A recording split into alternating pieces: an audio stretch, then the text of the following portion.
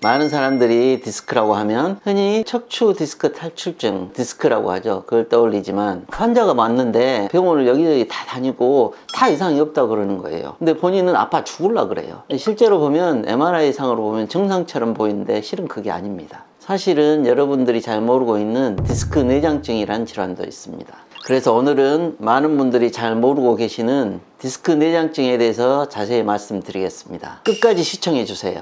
안녕하세요. 척보면 척추를 아는 척척박사 닥터 해리슨 김현성입니다. 오늘 디스크 내장증이 정확하게 뭐예요? 디스크 내장증, 생소한 이름이죠. 예전에는 디스크가 터진다든지 돌출이 돼서 신경을 눌러서 아프다고 했던 게 우리가 알고 있던 추간판 탈출증인 거고, 디스크 내장증은 디스크에서 기원한 디스크성 통증의 일종으로 보면 되고, 환자분들이 느끼기에는 증상이 비슷해요. 다리가 아프거나 다리가 저리거나, 주로 우리가 일반적으로 척추 질환하면 디스크, 수액 탈출증이나 추간판 탈출증이라고 그러잖아요. 디스크가 나와서 신경을 누르고 있는 거. 그런 것들은 엑스레이, CT, MRI, 영상학적으로 보면 신경을 압박하고 있거나 구조적인 변형이 확인이 되는 병변들을 말하는 거고, 디스크 내장증은 그거하고 좀 다른 병이에요. 실제로 근데 MRI 찍으면 모든 것이 다 나올 거라고 생각을 하잖아요. 근데 그건 아니에요. 실제 영상학적으로 보면 거의 정상처럼 보이는 경우가 많아요. 디스크 내장증, 내장이잖아요. 디스크 아래에 있는 구조물에 문제가 생긴 통증을 디스크 내장증이라고 그러고, 특히 허리가 엄청 본인은 아파 죽겠는데 CT도 찍고 MRI도 찍고 엑스레이도 찍었는데 이상이 없다고 하는 많은 환자들이 디스크 내장증일 가능성이 많습니다. 실제로 디스크 내장증 환자들은 MRI를 유심히 살펴보면 다른 통증이 없는 그 일반 환자들하고는 조금 다른 게 있어요. 그게 미래에는 그 진단적인 가치를 가질 거라고 생각이 되는데, 아직은 거기에 대한 명확한 학술적인 근거가 없어서 디스크 내장증을 정확히 진단을 못하고 있는 거죠.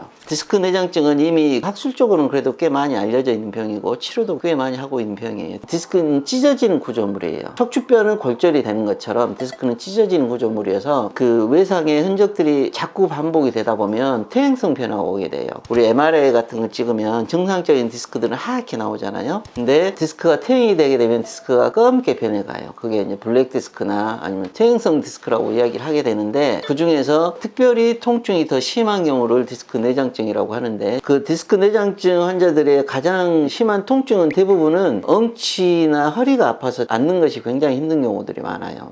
그리고 이제 그 중에 일부는 이제 하지 통증이 생기고 하지통 때문에 뭐 다리가 저리거나 그런 것 때문에 잠도 못 주무시는 분도 많이 있고, 근데 그 하지통이 방사통이라 그러잖아요. 그건 신경이 눌려서 생기는 통증이 아니고 그 연관통, 신경 다른 경로가 있는데 뇌와 관련된 그 경로를 통해서 다른 경로로 하지로 가게 되는 경로를 만들게 되는데 그걸 연관통이라 그래요. 환자분들이 다리가 아프다 아니면은 엉치가 아프다고 비슷하게 느껴져요. 근데 실제로 잘 체크해 보면 통증의 패턴 자체도 약간 틀리고 환자분들이 호소한 통증 부위가 좀 살짝 좀 틀려요. 근데 그러면 원장님이 환자분 중에서 내장증 환자분 중에 가장 기억에 남는 디스크 내장증 환자분, 저는 정말 많은 환자들을 봤죠.